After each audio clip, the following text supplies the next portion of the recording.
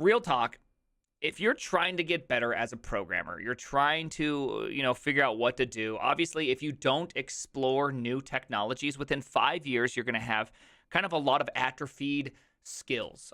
Meaning that if you haven't gone over data structures in a long time, like your ability to be able to build, say, a heap from scratch is probably really, really small. You know what I mean? It's not that it's a bad thing. Just that's what happens when you let skills atrophy. And so, how do you keep up with the Joneses? How do you keep up with everything that's happening at any point in time? Well, it's actually pretty hard to do. It's also really simple to do. Just because it's simple does not mean it can't be hard. First off, review data structures every now and then. Just simple ones. None of these like exotic ones you get from LeetCode. Just normal ones, right? Ones that you can run into in your daily job or help you with understanding, right? Know how to walk a tree pretty well, because guess what? Walking a tree, that's just like walking dominoes, right? It has a real one-to-one implication with your real life. But second, okay. Amen, sir. Amen, sir. I'm over here pouring out my heart, trying to give great advice, and you're trying to emotionally abuse me? This is true, Cam. You're just bruising me right now. I've lost my you just shot my train of thought. I had this glorious point to make, and now it's completely gone. Hold on. I'm not even reading chat. Just give me a second. The second best thing you can do is obviously building Greenfield projects in technologies you really, really want. Welcome to Costco. I love you. And I do mean that, because Greenfield projects help a ton.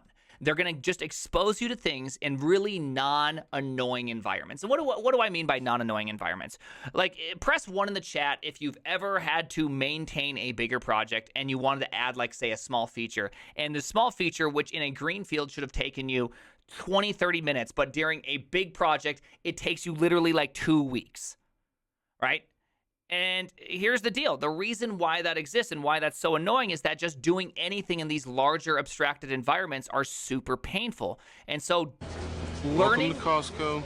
I love you. Hey, thank you. Learning through Greenfield is extremely important, and I want you to know that now. It's extremely, extremely important. And I want you to just take that and internalize it. Because you can take what you see in Greenfield and apply it to larger projects. It just takes a lot of time and effort versus the other way. And so I just want that kind of be like a mantra in your heart that, hey, I need to be able to always be expanding my skills, investing new things. And this is why when I say, hey, you should work hard, I mean, you should do your job and you should make the people around you happy. You should not be quiet quitting. You should not be doing the bare minimum, because the bare minimum's never going to be good for your career growth or really your own personal growth. But on top of that, you should be exploring outside of work. I still call that work, because in the end, it's for work. It's for you becoming a better engineer. It's for your future.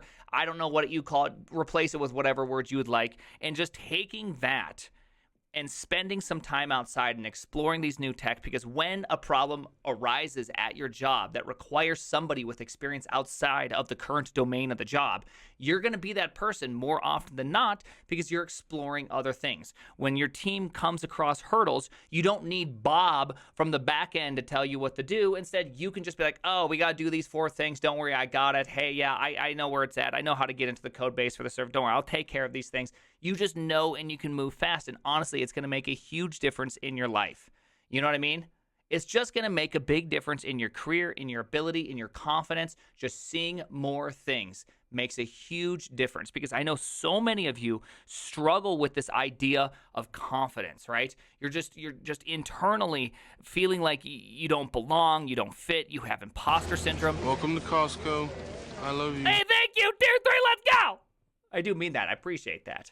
And you struggle with it, with imposter syndrome. You really do. And why do you struggle with it? It's not because if you measure your past, if you soberly measure your past, you've been given problem after problem since learning how to program, before knowing what an if statement is, to being able to solve data structures and algorithms. From there all the way through, you figured out. Welcome to Costco. Thank you. You figured out how to solve these things and successfully move forward, but you're not applying your track record to your life. You still feel like you hear things you don't understand, and it robs you of confidence. You don't even have a box to draw around the concept. And so expanding how many boxes you can draw. Welcome to Costco. I love you. Thank you, Servian. I really appreciate that side note. Like, it gives you, like, by expanding your box of confidence, you're able to draw more boxes out there. You're able to understand concepts, even if you can't program them, and you're able to talk about them, to reason about them. And that is such an important facet, is just seeing things. Seeing things gives you confidence for whatever reason. I don't know why that is. And you know what? If you have the opposite of imposter syndrome, honestly, that's better. I'd rather have you on the Dunning-Kruger side than have you on the imposter syndrome side. Welcome to Costco. I love you. I mean that, and I genuinely do mean that. I 100% mean that. If you're not on the Dunning-Kruger side, you're constantly questioning yourself, and often you're falling short of what you can do. If you're on the Dunning-Kruger side, I think I know more than I can, you're going to be constantly butting up against and going across the edge of what you know, because you're jumping into things you don't understand as well, but you believe in yourself you can actually do something with it. Please be on one side, not the other side. Even if you fail on one side, it is so much better failing than it is to never try. Every single day of the week. So there you go. Sorry, I got all into that. I don't know what the hell just happened there, but the name is the Primogen.